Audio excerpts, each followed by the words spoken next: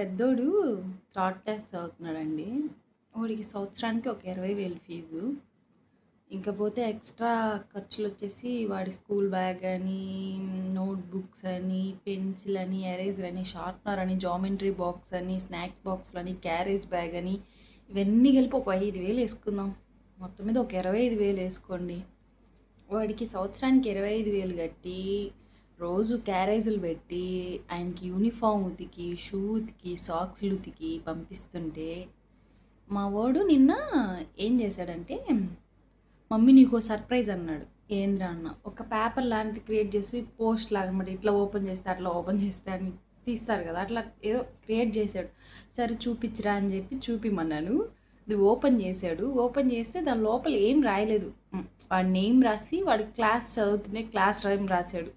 అంటే వాడి పేరు భువనేశ్వర్ కదా, పి భువనేశ్వర్ అని చెప్పి థర్డ్ క్లాస్ అని రాశాడు. ఆ రాసిన పేపరు నేను వీడియో తీద్దాం అంటున్నాను. అది అడిగేసరికి నేను వీడియో తీసే లోపల వాడు పేపర్ తీసుకొని చింపేశాడు అనమాట. అదేం చేశాడంటే ఒకసారి మీకే చూపిస్తాను, మీరే చూసి ఏం చేయాలో చెప్పండి. చూశారు కదా, మా వాడు థర్డ్ క్లాస్ బదులు థర్డ్ కాల్స్ అని రాశాడు. నేను ఆ పేపర్ వాళ్ళ నాన్నకి ఎక్కడ చూపిస్తాను గబగబా చింపేశాడు. వాడు చింపే లోపల ఫోటో తీసుకున్నాను అనమాట. అట్లా ఉంటుంది మా పెద్దోడితోటి.